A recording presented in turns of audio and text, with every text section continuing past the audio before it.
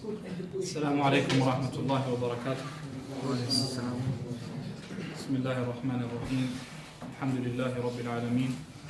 صلى الله وسلم على نبينا محمد وعلى آله وصحبه أجمعين. أما بعد. طيب, so let us for a minute or so briefly revisit what we spoke about last lesson so that it sticks, at least temporarily. Because, like we've said before, knowledge sticking is far better and more important than studying different things constantly, but without revision. And that's why the scholars say, rahimahumullah, studying one book 10 times is better than studying 10 books. Studying one book 10 times is better than studying one book. Studying one book 10 times is better than studying 10 books. Okay, because the 10 books, after a very short period of time, will all go out the window. And you'll only keep a small amount. But if you read the same book, or the same topic, or the same text over and over again, the knowledge starts to stick. Yeah? Knowledge starts to stick. And that knowledge, he chose the perfect room. Alright. So, knowledge, when revised over and over again, it will stick. Because when it comes to knowledge, we have usul, things that are foundations that have to stick. Once those things stick, we can build on top of that very easily. Yeah, we can build on top of that very easily. It's fine. This noise doesn't have to distract us. We can continue, inshallah. So we said that every single thing, every action in the Sharia has a hukm, has a ruling. What are the 5 rulings of the Sharia? Give us the first one. Wajib. Good, which means? Obligatory. Next? Sunnah or? Mustahab, which means? You're rewarded if you do it, but not punished. Okay, and it's translated as? Recommended. Good. Next? Mubah, which means? Permissible. Next? Makruh, which means? Disliked. And finally, sister? Haram, which means? Prohibited. Okay. So, like we said, they're the 5 ahkam, and every single thing has a ruling. However, they are what? Something beginning with D, rulings. These are? Default rulings. Good. They are not rulings that remain all the time. One action can have a different ruling for different people, and a different ruling for different circumstances. Drinking water can be obligatory, such as when? When can drinking water be obligatory? Yeah, when you need that water to keep yourself or somebody else. Okay, when you need to keep yourself alive, and providing water is obligatory. What's the ruling of providing water for the speaker? I think mustahab. Okay, so that's an example of drinking water being wajib. When is drinking water recommended? Good, when breaking your fast, not when fasting. When breaking your fast. When is drinking water mubah? Generally speaking, drinking water is mubah. It's permissible. Okay. When is drinking water? We'll leave makruh for a minute. When is drinking water haram? When you're fasting. When fasting, for instance. Okay, when fasting, an obligatory fast. When fasting an obligatory fast, drinking water is haram. When is drinking water makruh? One merit for the one who gets this. That's a school thing, obviously. That's supposed to be a job. Yeah. Maybe what I want in the stick, but is it if you're standing and drinking? Possibly.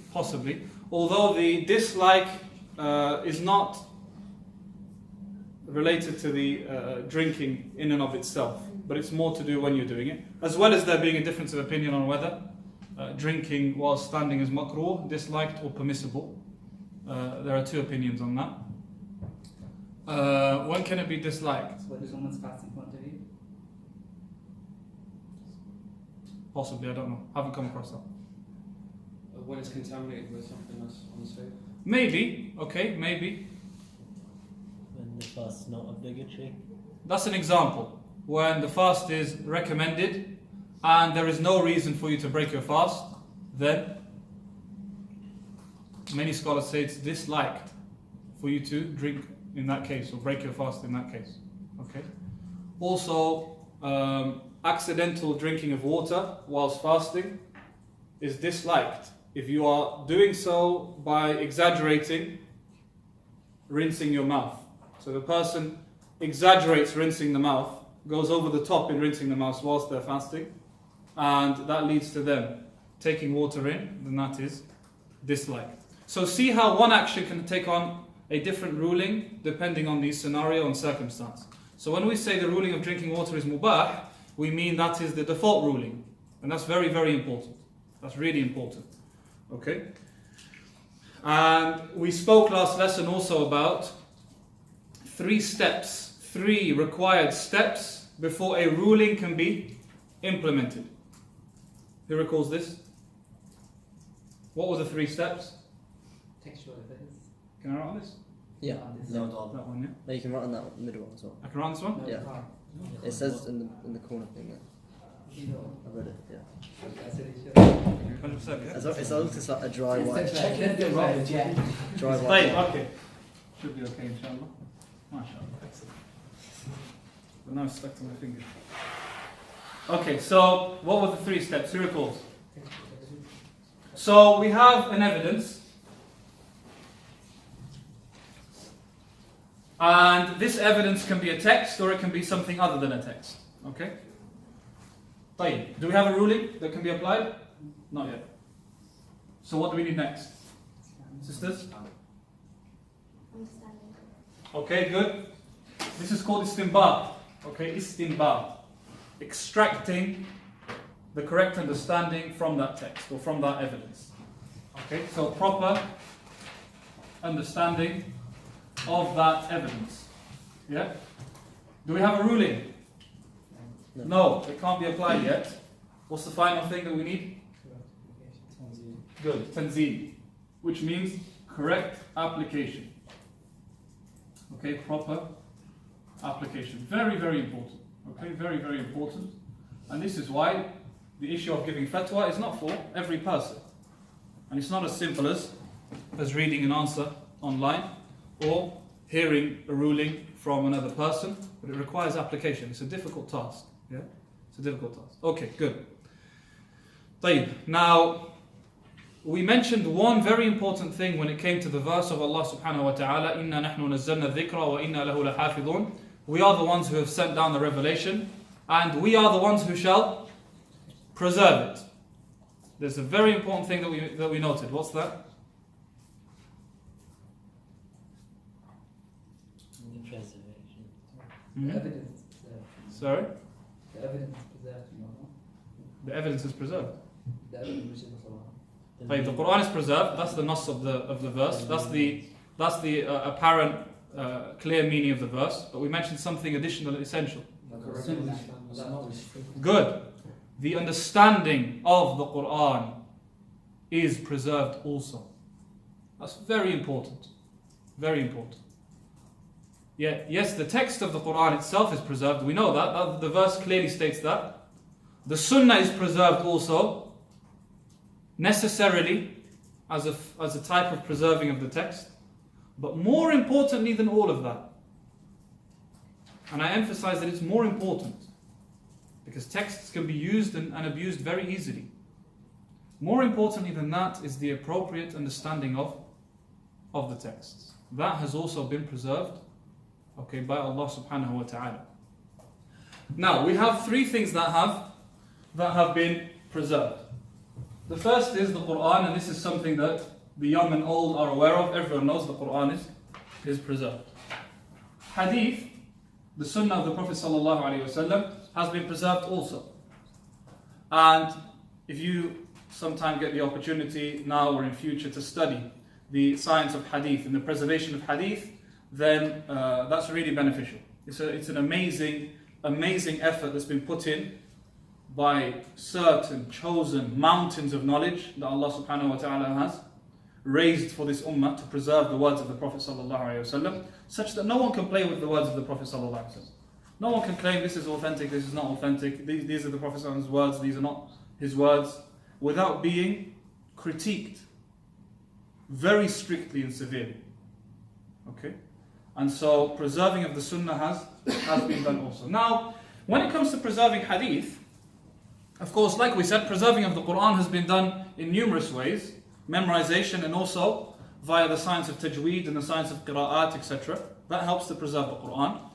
The science of hadith has been preserved, and after strict tatabbu' by the scholars of hadith, okay, following up and research and verification by the scholars of hadith, the science of hadith and the words of the Prophet ﷺ settled and became recorded and written down into books. As you know, at the time of the Sahaba and even at the time of the Tabi'een, the Sunnah wasn't recorded the way it is now. It wasn't written down the way it is now. Okay? It wasn't written down the way it is now. But now, the books have been compiled and written down. They're well known. They're mutawatir. Everyone is aware of them. Every scholar will have studied them. And they're widely accepted and agreed upon by the whole ummah. There are many books of hadith, but there are 9 main books of hadith that are considered the usul of the deen. Okay, the usul of hadith. More or less every sunnah that's required is in one of these 9 books.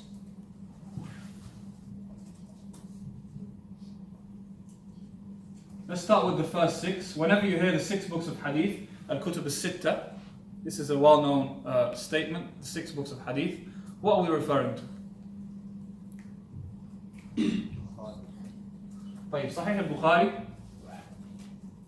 Muslim, Sahih Muslim. Before that, Sunan Abi Dawud, good. Next. Before that, Sunan al-Tirmidhi or Jami' al-Tirmidhi. Then, good.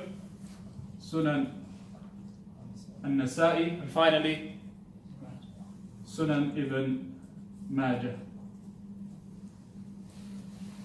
Good. These are the 6 books of hadith. Everything in the first 2 books of hadith is authentic. Most of what's in the rest of these 4 books is authentic also. And some of what's in them is not authentic. But that's done for a reason. Okay, some people misunderstand the concept of weak hadith. Yeah? They misunderstand the concept of it. If weak ahadith were fairy tales, then these scholars of hadith wouldn't have them in their books. They wouldn't be part of the books of hadith. Okay, weak ahadith doesn't mean it's a fairy tale. Yeah? It means that they are important, needed, but there's a wisdom behind using them, either because the meaning of the hadith is still being applied, even if the chain of narrators is weak, the hadith is still being applied, or it could be for another reason. Okay. Anyone have any idea what the remaining 3 main books are of hadith? Good. The Muwatta of Imam Malik rahimahullah. And everything that's in this book is sahih also. Everything that's in this book is sahih, with some dispute between the scholars about some of them. But generally speaking, everything in this book is authentic.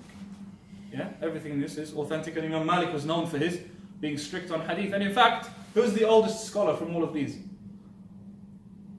It is Malik. Malik is the oldest scholar from all of these. He was born 93 years after the Hijrah, the same year that Anas ibn Malik passed away. And that's a nice way of remembering that.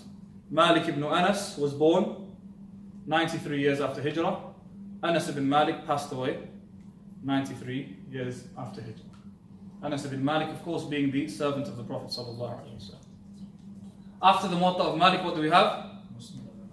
Good. The Musnad of Ahmad, and this book contains tens of thousands of ahadith. And the final text? Any idea? This is Musnad al-Darimi. Okay. Musnad al-Imam al-Darimi rahimahullah ta'ala. These are the 9 books of hadith. Yeah? Why is this important? Why is this important? Because when we find a hadith that's in some random book, not from the usul of the religion, that means it's not a text that has been reported and accepted by the ummah. And when something has not been acted upon and accepted by the ummah, it means there's a problem there. There's no way that somebody can come along in the 15th century after Hijrah and claim to have knowledge that people didn't have before. Because this is hadith. We're talking about hadith here. Yeah? We're not talking about science, where you can find something out that the earlier scholars maybe couldn't find out. We're talking about hadith. It can't get to us except through them. There's no way that some knowledge can get to us except through the earlier generations. So if something hasn't come through the earlier generations, we know it's a problem. Okay? And we put a big question mark over it. This is in terms of hadith. Still, we are on the texts. We have discussed the Quran, briefly looked at the ahadith of the Prophet ﷺ. Okay? And we finally come to the understanding of the Quran and Sunnah. Just like the Quran is reported generation to generation, hadith is also transmitted from generation to generation. Fiqh is transmitted generation to generation also. Okay, and this is the key. Fiqh is transmitted. Yeah? It's not guesswork. It's not any person coming up with their own understanding of the Quran and Sunnah. Fiqh is transmitted knowledge. Okay, fiqh is transmitted knowledge. And this is important because I can give examples, but we won't delve into that now, of the Quran and Sunnah very easily being abused.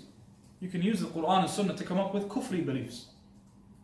You can use the Quran and Sunnah to come up with claims and views that contradict common sense, that contradict human nature, that contradict the consensus of the scholars, the ummah.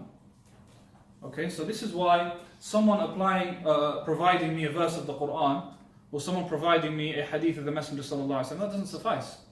That's not sufficient. We need a bit more than that, and that is proper understanding of the Quran and Sunnah. And this was done by the preserving of the 4 schools of jurisprudence, the 4 schools of fiqh, the 4 madhahib. Just as this was preserved, Allah preserved the deen with these 4 schools of thought. The first madhab is the madhab of Abu Hanifa, the Hanafi madhab. Then we have the Maliki madhab, we have the Shafi'i madhab, and we have the madhab of the Hanabila, the madhab of Imam Ahmad rahimahullah, the Hanbali madhab. Okay? And madhab just means path or way. Madhab means way. Dhahaba yadhabu madhaban. Okay, a madhab is a path, a way. And so the 4 madhahib are 4 schools of fiqh, 4 schools of understanding the Quran and Sunnah. Not 4 schools alongside the Quran and Sunnah. We don't have Quran, Sunnah, 4 schools of fiqh as 3 separate things. No, absolutely not. We have 4 schools when it comes to understanding the Quran and Sunnah.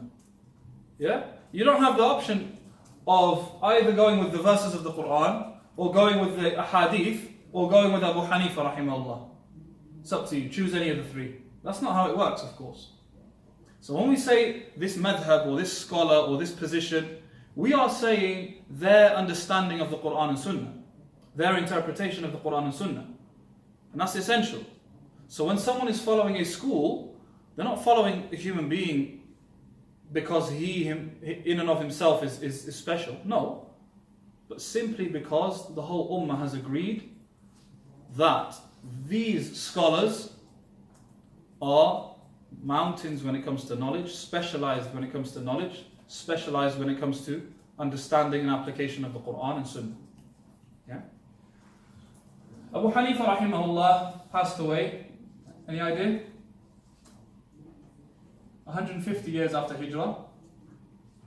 Malik passed away 179 years after Hijrah. Shafi'i passed away 204 years after Hijrah. And this is the same year that, Shafi'i was born in the same year that Abu Hanifa passed away. Okay, so Shafi'i was born in which year? 150 after Hijrah. 150 years after the Hijrah of the Prophet sallallahu alaihi wasallam. Shafi'i was born 150 years. So how old was he when he passed away? 54. Is that old or young? That's young. For someone to achieve what he's achieved, that's very young. Yeah, just past 50 years of age. Rahimahullah ta'ala. Imam Ahmad rahimahullah passed away in the year 241 after Hijrah. Okay. Now we said that these four madahib, these four schools are transmitted. By the way, there is a text, okay, and I didn't intend to bring it, but it happened to be in my bag, alhamdulillah. There is a small essay written by Al-Hafidh ibn Rajab, rahimahullah. He calls it الرد على من اتبع غير المذاهب الأربعة, a rebuttal of those who follow other than the four madahib. We'll come in a minute to the issue of following a madhab, etc. Okay, but the point is, this book, why is it so useful? Because it explains the preservation of the Quran and Sunnah and fiqh. Yeah, and that's why it's important. You're welcome to have a look at it and pass it around if you want to record it or its title, and then if you want to get a copy yourself, then it's beneficial. Remember, the point isn't here, don't worry about the issue of following a madhab, etc. We'll come to that in a second. But what matters here and why that book is useful is because it discusses the issue of preserving the religion. Preserving the religion. And this is important in our time in particular. Yeah? Because in our time, as one of the mashayikh says, when it comes to Islam, everyone's an expert except the experts. When it comes to Islam, everyone's an expert except the experts. When the scholars have something to say, you be quiet. Okay, you're an old man, you don't know much. But everyone else has the freedom to speak about religion as they will. And so understanding the preservation of the deen is even more important. So we said that the religion was preserved. Abu Hanifa rahimahullah was the student of Hammad ibn Abi Sulaiman, who was a student of Ibrahim al-Nakha'i. And of course, Hammad and Ibrahim, this doesn't mean anything. They're just names as far as we're concerned, unless we actually know who these people are. So this is why it's important to know who scholars are and know their level of knowledge. Yeah? Otherwise, the opinion of Ibrahim al-Nakha'i and the opinion of local imam means exactly the same thing. Because we don't know who this person is. But when we realize who a certain person is, we realize the weight of their knowledge. Ibrahim studied with Alqamah ibn Qais al-Nakha'i. And Alqamah was a close student of Abdullah ibn Mas'ud. Okay? Alqamah and Abdullah ibn Mas'ud. And Ibn Mas'ud was, of course, one of the scholars of the companions. Okay? And when we say studied, we're talking about years here. We're talking about years. Abu Hanifa, for instance, studied with Hammad for 18 years, at least. Yeah? 18 years at least studied with. Not became a scholar at 18. Studied with him for 18 years. Similarly, Alqamah sat with Ibn Mas'ud for years. Ibrahim with Alqamah for years. And Hammad also with Ibrahim rahimahullah. Malik, we're not going to go through all four schools, but we'll just briefly note these down. Malik rahimahullah was a student of Az-Zuhri. and also a student of Nafi'. And this is a very short chain of narrators, because these two are students of the companions. So that means Malik ibn Anas was a grand student of the companions. So when we say Malik ibn Anas rahimahullah said, that means something. Yeah? That means something. It's not the same thing as any person of knowledge saying something.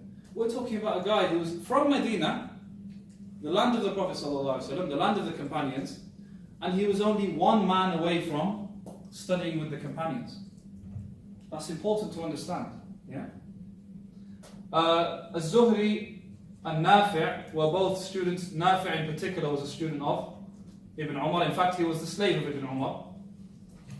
And he studied with him of course he was with him all the time, so he knew his fiqh. And so Malik would go to Nafi' for the knowledge of Abdullah ibn Umar. But Nafi' was really rough. Nafi' was really rough and a difficult person. And he had this harshness about his nature. And so he didn't have many students. Yeah, didn't have many students. But Malik insisted on studying with him.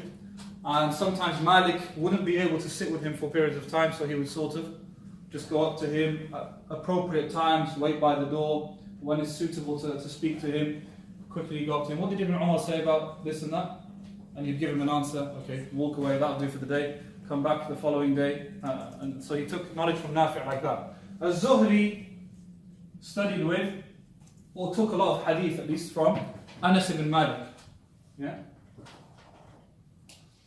So the point is, we're not going to memorize these sorts of chains very in one lesson, but the point is, fiqh is something that was transmitted. Yeah? Fiqh is something that was transmitted. And a lot of effort was put into this. Did we have other scholars other than these four madhahib? Do we have other scholars than Ahmad, Shafi'i, Malik and Abu Hanifa? Where are they?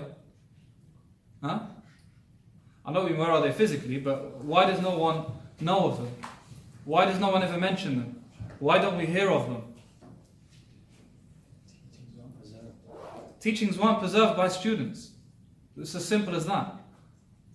And if they were preserved temporarily, but then they disappeared. And there are reasons for that. Either students don't continue the methodology of the school, or the state has a role to play. This is why the Hanafi madhab is the world's most widespread madhab. The big reason for that is the state. Okay, the various Islamic lands applied and implemented the Hanafi madhab when it came to the judiciary, when it came to the state. You had to rule according to the madhab of Abu Hanifa rahimahullah. So that's a wisdom from Allah subhanahu wa ta'ala. He chose to preserve these four madahib, and He chose to preserve certain books of hadith. And that's a wisdom from Allah subhanahu wa ta'ala in preserving the religion. Yeah? One thing that's really important for us to note is that when we say the madhab of Abu Hanifa or the madhab of Malik, what are we saying? Are we saying the opinion of Abu Hanifa and the opinion of Malik? That's a common misunderstanding. To think that the madhab of Malik is the opinion of Malik only, full stop. No. The madhab of Malik, or the madhab of Ahmad, or the madhab of Shafi'i, is the position and agreement of a galaxy of scholars. A galaxy of scholars. A huge number of scholars. To count the scholars of the Hanafi madhab, we'd be here all day. Hundreds and thousands of scholars. All of them authored books, or gave fatwa, or taught, or explained books, and so what this turned into is scholars, generation after generation, explaining the position of a school, verifying it, clarifying it further, authoring in accordance with it. Whenever new scenarios come up, we give rulings to those scenarios in accordance with the school's principles and the school's foundations and usul. This is a whole school. These are schools. We're talking about 4 schools. We are not talking about 4 scholars. And that's why when we say this is the madhab of Abu Hanifa, that is something that carries weight. It does not mean it is the madhab of one man. It means it's the madhab, it's the position of hundreds of scholars. When we say this is the madhab of Ahmad, it does not mean it's the opinion of one man. In fact, if it was the opinion of one man, it would carry weight. If you know who these people are, we'd realize that even if it was just with their opinion, that is enough for us to act upon. And if we come on the Day of Judgment and say, Abu Hanifa said this, that's why I did it, then that's accepted. In fact, we're rewarded on the Day of Judgment for that. Because Allah subhanahu wa ta'ala commanded us to follow people of knowledge, and there's a consensus from the Ummah that these are righteous and the leading people of knowledge. That's one person of knowledge. So imagine if we are then taking with the position or an opinion of hundreds of scholars. Surely that brings some comfort and contentment to the heart. Yeah? So it's important to understand that when we say a madhab, we're talking about verification of hundreds of scholars. And errors in one school is less likely. For there to be an error in a madhab is less likely. Why? Because if an error comes up, the scholars of the next generation will correct that.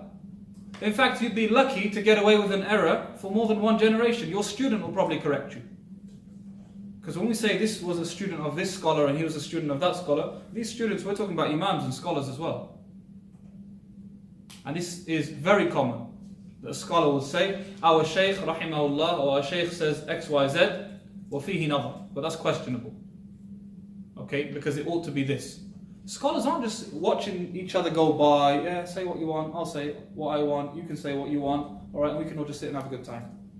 They are critiquing each other because they're preserving the religion of Allah here. Yeah? If anyone is more concerned for the deen, it's them. Even though sometimes we think we're more concerned for the deen than everyone else. But the reality is that they have a concern for the religion, they have a concern for preserving the sunnah more than any of us. Okay? And so errors in a madhab is far less likely than errors from one person. One person can make a mistake, and that's common in fact. But for a madhab to make a mistake is less common. It's not impossible. It's not impossible, it's just less common. Alright? And if we say that errors in one madhab is less likely, then for there to be an error in all 4 madhahib, that's almost impossible. And some scholars do say that is impossible. Yeah? Many scholars, some scholars even said this is a consensus. That there is no way that the truth can be outside of the 4 madhahib. Ibn Rajab is one of those scholars. Yeah? That there is no way that the truth can be outside of the 4 madhahib. When we say outside the 4 madhahib, we mean scholars of the 4 madhahib have mentioned this thing. Yeah? Just like if somebody comes along with a hadith that are outside of the main texts of hadith, we question that. Yeah? So that's a problem. You've got Al-Bukhari and Muslim and Ahmad and Malik here. Where did these hadith come from? If these guys don't know them, Ahmad memorized hundreds of thousands of ahadith, Al-Bukhari memorized hundreds of thousands, Abu Dawud memorized hundreds of thousands. So where did you get these ahadith from? It couldn't have just been revealed to you. Yeah, so that tells us that there's an issue here. Same with fiqh. Everyone misunderstood the Quran and Sunnah, and you came 400 years later and suddenly understood it. That's a question mark. Yeah? And that's the nature of the 4 schools of fiqh and the 4 madhab. Alright? Is that relatively clear so far? So what's the purpose, what's the benefit of these 4 schools? They're mechanisms for preserving the deen. They're mechanisms for preserving the deen. That's why they're important. Me personally, and why would I care about any of these 4 madhab? No one claims that any of these is the Messenger of Allah sallallahu alaihi wasallam. None of them are Jibreel coming with the Quran. They're human beings. So why is there so much emphasis on the 4 madhab? Because without it, people can come into the religion, play with it as they wish, edit it as they wish, explain it as they wish, interpret it as they wish, and play games like that. Okay?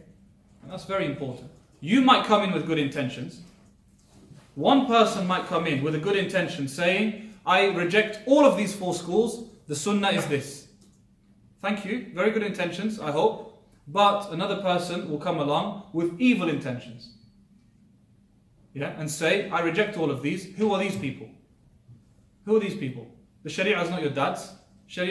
I follow the Sharia as well. I'm a Muslim as well. So why can't I understand the Quran and Sunnah also? Why is it just you? Yeah, the Sharia is for everyone. The Quran and Sunnah is for everyone. But you have to reach a certain level to understand it. I can't turn around and say, I've got a body as well. Why can't I talk about medicine? Yeah, that's fine. I can talk about medicine as well. I just have to study first. That's it. I have to study, reach a certain level, then no problem. I'm sure some people at least, will listen to my opinion once I reach that level of knowledge. But you can't just come in without any study and then want people to listen to what you have to say. Because that's laziness. Like I said last week, Malik rahimahullah says, كَانَ الرَّجُلُ يَخْتَلِفُ إِلَى الرَّجُلِ 30 سَنَةً. A person would study with another person for 30 years. يَأْخُذُ عَنْهُ الْعِلْمِ. Taking knowledge from that person for 30 years. 30 years. If someone sits full time with a scholar for 30 years, then we say yes. Now say what you wish. Okay? So, that's why it's important. Alright? That's why it's important. Now, Allah subhanahu wa ta'ala has commanded us with obeying His book and obeying the Messenger sallallahu alayhi wa sallam. So, when a person is following a scholar or following a madhab just basically means a group of scholars. Okay, we've understood that now because we know that a madhab is a school. School of scholars who have a similar approach to understanding the texts. Okay? And this is a mercy from Allah subhanahu wa ta'ala. That not everything is black and white. There is scope for understanding things. Okay? There is scope for understanding things. And that's a big, big blessing. If it wasn't for difference of opinion, we'd be stuck. We'd be stuck. So many times we're saved by difference of opinion. This opinion is very difficult and unreasonable to act upon. Alhamdulillah, other scholars have explained things differently, so there's scope. Yeah? It doesn't mean that we're going around picking and choosing what suits us all the time. That's not what it means. But it means that scope can be made. Scope can be made. And the more a person delves into fiqh and studies fiqh and usul, the more they'll understand when it's appropriate to make scope and when it's not appropriate to make scope. And it's not something that can be explained in a paragraph. But the point is, there's a massive mercy from Allah subhanahu wa ta'ala in allowing difference in opinion. Yeah? Massive mercy, it really is. So, since we are only obliged to follow Allah and His Messenger sallallahu alaihi wasallam, there is no way of doing that properly unless we are doing so according to correct understanding. And Allah says, فَاسْأَلُوا أَهْلَ الذِّكْرِ إِن كُنْتُمْ لَا تَعْلَمُونَ. Ask the people of knowledge if you do not know. So the command is to follow a person of knowledge when we don't know. Whether that's from this madhab or that madhab is not relevant. And this is why the majority of scholars, and this is the official position in the Hanbali madhab, and it's the official position in the Shafi'i madhab, and it is also the position of the majority of scholars, they say that following a madhab all the time is not obligatory. Yeah? Following a madhab all the time is not wajib. And the scholars have explicitly said this in the books of usul al-fiqh, and even in the books of fiqh. Following a madhab, what does following a madhab mean? It means that for every single issue, every scenario, you want the fatwa, you want the ruling of that school. So on every single issue, you say, I want the opinion of Abu Hanifa, the Hanafi madhab. I want the opinion of the Hanafi madhab. Something comes up, you say, I want the ruling according to the Hanafi madhab. Something comes up, you say, I want the ruling according to the Hanafi madhab. Always sticking to that one madhab. Is that wajib? The answer is no, it is not wajib. It's not obligatory. But it is permissible. It is permissible. So if a person wants to stick to the same madhab all the time, they are free to do so. But they are not obliged to do so. we are obliged to do only one thing, and that is to make taqleed, to follow a qualified person of knowledge. That is it. Problem comes up, if I ask a qualified person of knowledge, I have done what is required of me. End of story. I do not need a justification. I do not need to ask tens and dozens of scholars and then weigh up their opinions. I do not need the list of evidences from these scholars so that I can make up my own mind and decide whether this is valid or not valid. If I ask a qualified person of knowledge and they give me an answer, then alhamdulillah, I can take with that, assalamu alaikum. Very simple. Of course, what's not so simple sometimes is knowing who the qualified scholar is. Yeah, but that's another question. But if we can confirm that someone is a qualified scholar, then we know following that scholar's fatwa suffices me. I will not come on the Day of Judgment having asked a world qualified and accepted scholar. It will not be said to me on the Day of Judgment, yeah, but you followed this ruling, but what about this hadith that contradicted his fatwa? I'm not a mujtahid here. Yeah? I'm a farmer or a teacher or an engineer, etc. I'm not sitting there reading the books of hadith every day and studying and researching, weighing up the opinions. So how can I be held to account for that on the Day of Judgment? That is beyond what is possible. And the Sharia does not make anything obligatory that's beyond what's possible. Okay, that's very important. Because some people feel guilty. They think they have to go through years and years of research to come up with their own conclusion. Absolutely not. Absolutely not. To come up with a conclusion on one opinion might take you God knows how many years. You want to do that for every single thing that faces you in life. Wait until Yawm al-Qiyamah, that's never going to happen. Okay, so no scholar has ever obliged this. Ibn Qudama rahimahullah, one of the Imams of the Hanbali madhab, says the scholars are agreed that it is not obligatory for a lay person. A lay person is a non-scholar in Sharia. The scholars are agreed that it is not obligatory for a lay person to look into the evidences of the Sharia and the only people who have opposed are the Mu'tazila and other deviant sects. Okay?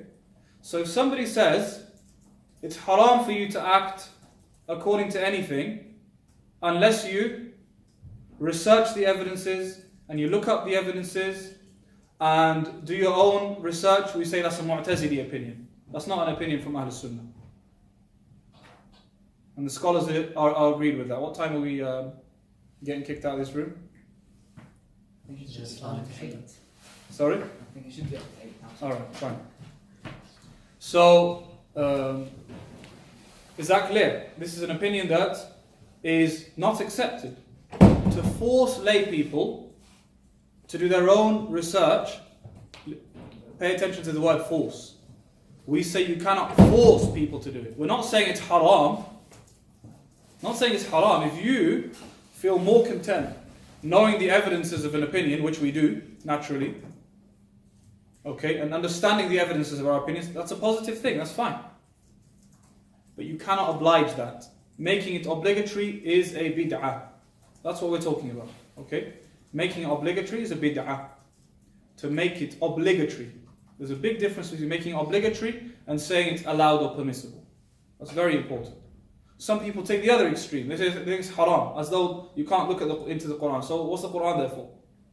What are the ahadith there for? Just to keep, in my bedroom for barakah? You can read them, understand them. There's plenty that we can understand. There's plenty that's clear in the Quran. There's plenty that's clear in the Sunnah.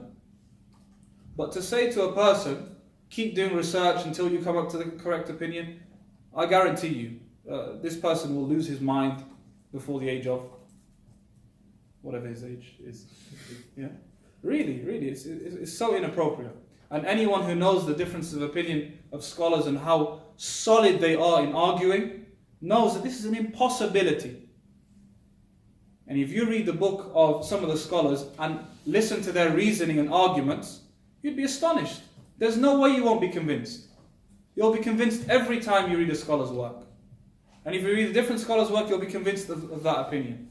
And if you read a different scholar's work, you'll be convinced of that opinion. That's why when someone studies according to the Hanafi madhab, they're convinced the Hanafi madhab is the appropriate opinion and the appropriate madhab. Not because they're from Pakistan or from Afghanistan. That's not the reason. The reason is that they've studied a madhab, assuming they're students of knowledge, of course. They've studied that madhab, seen its evidences, and been convinced by it. If I spent a year or two studying the Hanafi madhab, I'd be convinced by it as well. Remember, we're talking about hundreds of scholars here arguing for their opinion. Yeah? Arguing for their opinion. And that's why when one of the mashayikh said, the evidence of Abu Hanifa is this and that, and it's a weak evidence, and the correct opinion is this and that. He said it's easy saying that when Abu Hanifa is dead. But if Abu Hanifa was to come out of his grave and argue back with you, then we would probably have a different story. So the point here is, these scholars, when they come up with a position or an opinion, a lot of effort goes into that. Especially when scholars disagree. Because when scholars disagree, I can't just now provide my own evidences, I have to rebut their evidences as well. And prove that their evidences aren't strong enough and not as strong as our evidences. And sometimes on just one issue, scholars have authored hundreds and hundreds of pages. Just on one issue. Proving that one ruling is the correct ruling. Yeah? So a lot of effort goes into it. If you realize that, you realize that to make this type of effort obligatory upon a layperson is absolute chaos and illogical. Yeah? So, what's the obligation upon a person if they want to know the ruling of something? Sorry? No. Yes? What's your mumbling? Am I allowed to come to listen? Yes, you can. Thank you. I'd love to dance. We are studying Islamic jurisprudence. This is an introduction to Islamic jurisprudence. Okay. So, what's the obligation? Find a qualified scholar. Yeah, to take the position of a qualified person of knowledge. That's it. Of course, like I said, what makes a person qualified is another question. Yeah, and there are ways of going about that. But the point is, that's the minimum requirement. Now, if I've taken the position of one of the four madhahib, what have I done? I've taken the position of qualified scholars. Yeah, I've taken the position of qualified scholars. So if I have taken the position of a madhab on a particular issue, I guarantee myself that I've taken the position of a qualified scholar. So I don't have to go through the stress of finding out who is qualified, who is worthy of following on a particular issue or not. Why? Because the scholars have agreed that these are valid approaches and these are valid madhahib that everyone can follow and make taqleed of. Yeah? So I'm saving myself the stress if I take with the madhab. If I don't want to do so, and I want to ask another person of knowledge, you're welcome to do so. That's not a problem at all. Okay, it's not a problem at all. But then you need to go through the effort of ensuring that you're asking a trustworthy individual. Yeah? طيب, anything not so clear so far?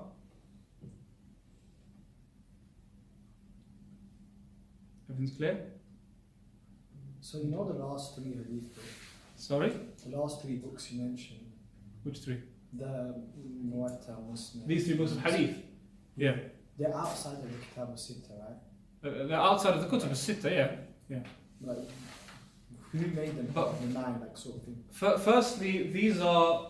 there's a difference between this categorization and that categorization. This is restricted. Oh, I mean just for that. This is completely different. Sorry? I was just bringing it back to that because I wanted to ask. No, I know. But this is relevant to it because these 4 madhahib are limited to the 4 madhahib. It's not a case of we've got these 4 schools and a couple of other scholars as well. Every now and then they can join the crew and have their say, etc. No, the scholars have actually bound and limited. The books of Hadith are not as limited as these are. We have other books of Hadith. Yeah? We have other books of Hadith. And other books of Hadith that might contain authentic and acceptable Hadith. And, but after istiqra, after study and verification of these texts, the scholars came to a consensus that these are our texts. So just because they're outside of the 6 books of Hadith, we don't have a text in the Quran saying there are 6 books of Hadith. Yeah, these are scholarly efforts after having studied these Hadith, narrated them from their generation of scholars, and done istiqra, what we call istiqra, which is to follow something up from beginning till end and critique it. After that effort was put in, the scholars then agreed that we have that all of the sunnah can be more or less gathered in these books of Hadith. So yeah, just because those 3 are just like we have the word Sahihain, the 2 authentic books. Does it mean that everything that's not from Sahihain is now invalid? No, it's just a term to help understand the level of every text. Yeah. Anything? Yeah. And you said if you follow one of the 4 madhahib, then you've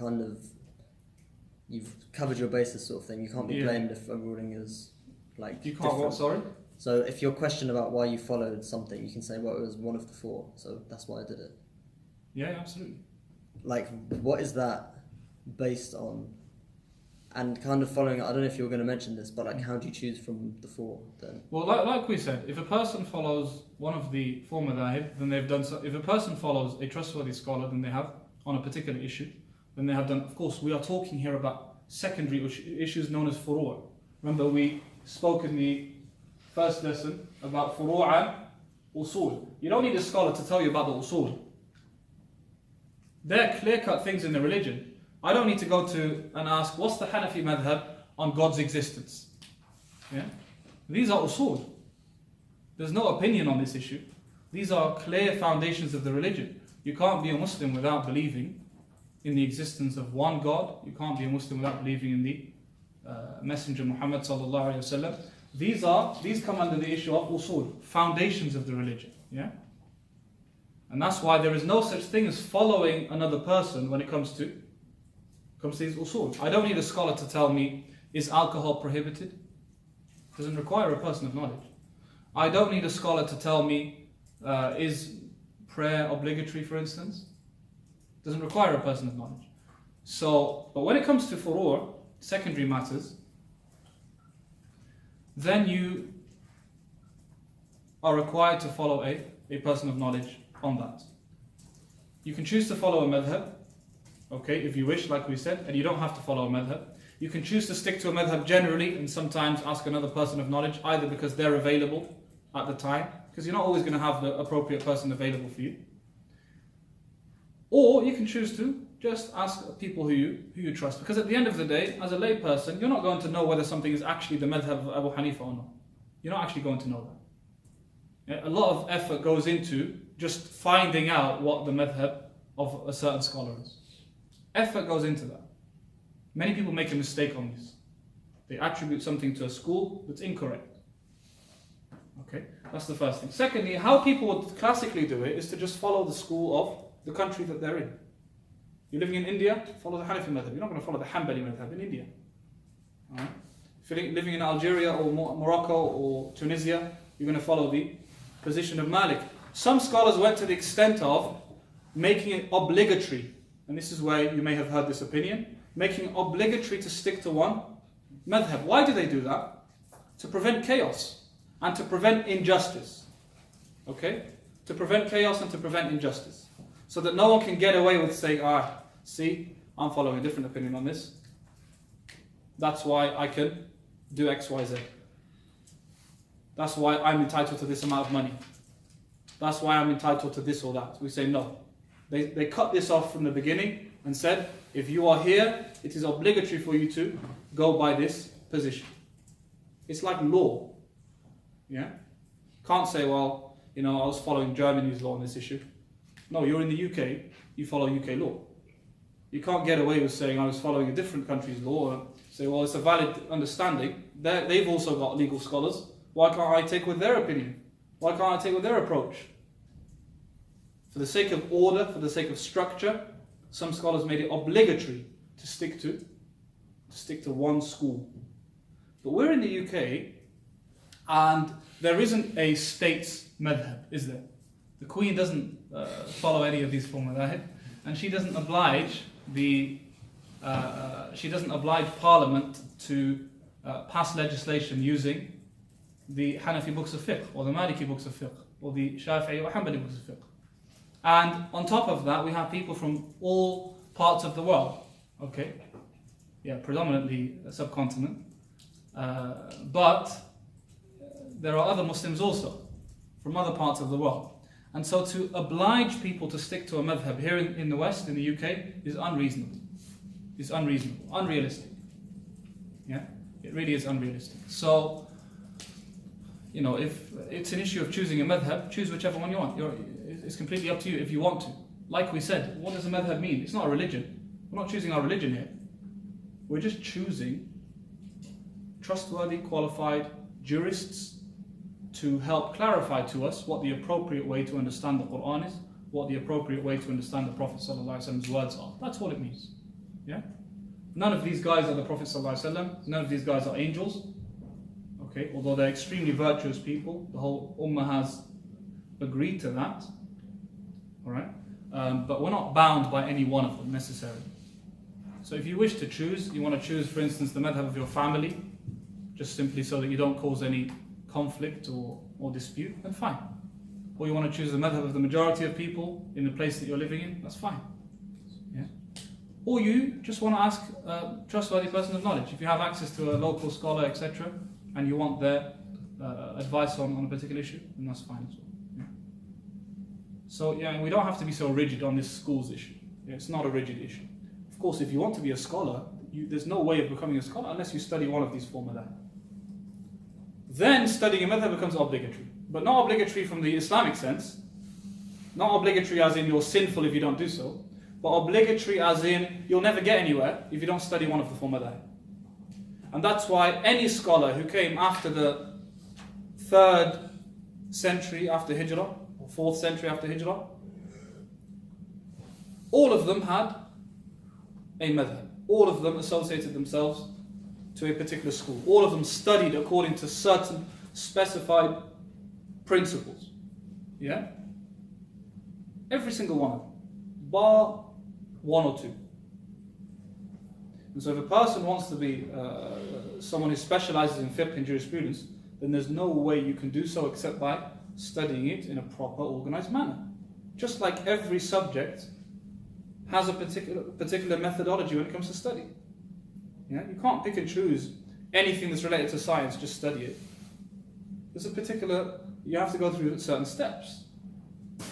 Okay, if you want to get far in history, you want to get far in law, you want to get far in science, biology, chemistry, whatever it is, you have to go through certain steps. That's why we have a primary school, secondary school, etc. system. Because it's a common sense thing. Fiqh is no different.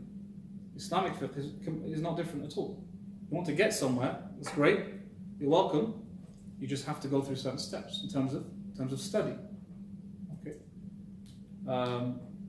So these are two different people. We're talking about a scholar, then you've got no room, you've got no way but to go through a certain methodology of study. If you're just a person who doesn't want to specialize in fiqh, but you want to know the correct Islamic interpretation of a particular thing, then all you do is ask a person of knowledge. You want to ask according to a madhab, that's great. You want to stick to a madhab, that's great. You don't want to stick to a madhab, that's great as well. Completely up to you. So we're open, flexible here. But on the condition, and this is an agreed upon condition, on the condition that you are not picking and choosing whatever suits you. Doing so is a major sin, and doing so is impermissible. Okay? To do your utmost to search for an opinion that suits you. When you find it, you celebrate and cling on to that opinion and share it with your friends and family, or maybe keep it to yourself selfishly. That's prohibited by ijma'. Okay, by consensus. Scholars agree, and this is why the scholars obliged following a madhab in the first place. Those scholars who said you have to follow a madhab, why did they say it? Because they didn't want to just open up the door for people to. They can choose whatever suits them. Because it's the nature of humans that we are weak, we have certain inclinations and desires and so on. And we always want to do whatever suits us, even if it's not the right thing for us. Okay, and to cut that off, some of the scholars made this an obligation. But we don't make that an obligation, the majority of scholars don't make an obligation. But what is necessary is that we are not doing whatever suits us. Because remember, at the end of the day, we have only a short period of time in this world, and by following our whims and following desires, it actually harms us more, because it weakens our discipline further and further and further, until we end up doing things that we shouldn't be doing. Yeah? The blessing of Islam is that it gives us a balance between making certain things compulsory, so that we don't just allow every person to do whatever they wish. Because if things are left open and we can do whatever we wish, then we start to get lazy.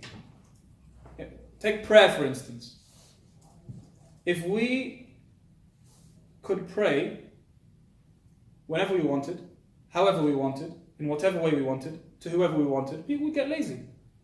Pray once in a couple of years, alhamdulillah, that'll do. Done my prayer for the century, and see you next time. Similarly, if every single prayer that is obligatory in Islam and recommended in Islam and optional in Islam, if everything was obligatory, it would be too much. If we spent 10 hours a day, or 15 hours a day, or 20 hours a day praying, that's beyond reasonable. That is well beyond reasonable. So where's the balance? Okay, Allah subhanahu wa ta'ala has made a set number of prayers obligatory. In our case, 5 daily prayers, spread out throughout the day. If you have the time, if you have the energy, if you are at a level where you want to add to that, come closer to Allah Ta'ala by praying further. Brilliant, thank you very much. Okay, we're going to benefit from that if we do so, but it's not an obligation. It's not an obligation. Same with giving to charity. If charity was kept open, this is the last thing inshallah, we'll pack up. If charity was left open, again, people might become selfish, people might become lazy when it comes to giving to charity. And if we had to give 90% of the money we earn, then again, that's a hardship. So what do we have? We have zakat, an obligatory charity that every Muslim has to give if they have a certain amount of money. And it's only 2.5% of your savings that you have. If you wish to give to charity further than that, thank you very much, that's brilliant. You don't want to give any more than that, then you've done the bare minimum, and that's all that's required of you. And this is important, this is really important. Islam comes, as Ash-Shatibi rahimahullah says, he says that Islam comes with rulings that are suitable for the average person. Obligations in Islam are suitable for the average person. Not too difficult, although they might seem difficult at times. They're not too difficult such that life becomes dreadful and difficult and we can't live normally anymore. But at the same time, they're not too easy, which makes us lazy. And if we become lazy, we become lazier. And we become lazier, we become even lazier. And then we start to leave off everything. We start to leave off good manners. We start to leave off helping each other out. We start to leave off giving to charity. We start to leave off our connection with our Creator. And it becomes a problem. Okay? So this is a blessing actually, that we have this balance of things that are obligatory and then optional things for those who find the energy to do so. Alright. I've said a lot. More than I expected and more than I wanted and probably more than you wanted. But hopefully we've covered the concept of what fiqh is, what the schools of jurisprudence and fiqh are, and why their status and our approach to them, how we should look at them, and what's required of us as Muslims with regards to this type of thing. Of course, there's a lot more to say. There's always a lot more to say, but hopefully that suffices. If there are any burning questions, then you're welcome to put them forward before we call it a day. Anything, sisters? Nothing? Sisters, mashallah, always on top, understanding everything. Good. Brothers, anything? No? I've got a friend who asked me about, he's a Hanafi and he wanted to pray Asr with the first Jama'ah, which was in the Hanafi, but he couldn't, and he had 2 hours lectures that will finish near Maghrib, so he asked me if he can pray it with the first Jama'ah. So, if he prays earlier, then he can attend his lectures, etc. Then he prays earlier. Absolutely. That's not my fatwa, that's a Hanafi fatwa. And this has always been a problem, especially on campus and university, etc. Or everyone's praying Asr now, but I'm Hanafi, etc. Shouldn't be a problem. In fact, there's a strong difference of opinion in the Hanafi madhab on this issue. Yeah? There's a strong difference of opinion on the Hanafi madhab. And there are reports from Abu Hanifa rahimahullah himself, conflicting reports. Yes, it's true that many scholars take with the other opinion from the Hanafi school, but many scholars see it a preferred time. They don't see it a necessary time. Okay, and so if a person is in that type of situation where they need to pray Asr at the earlier time, then they definitely should do so. Because delaying Asr till after Maghrib is recommended according to the majority of scholars. So how can you do something prohibited whilst leaving something that is recommended? And that applies to across the board. If you want to follow the Hanafi position on this, that's fine, but don't be too rigid on it. And I'm not saying that from a Hanbali madhab perspective or another madhab. No, I'm saying that from a Hanafi perspective. Because it's something we've discussed a lot with Hanafis. Hanafi mashayikh and Hanafi scholars, etc. And they all give the same response. They're not too rigid. You find that the lay people are the rigid ones. The mashayikh aren't rigid at all, they're flexible. Yeah, so definitely at the earlier time. وصلى الله على نبينا محمد وعلى آله وصحبه أجمعين, and we'll see you next year inshallah.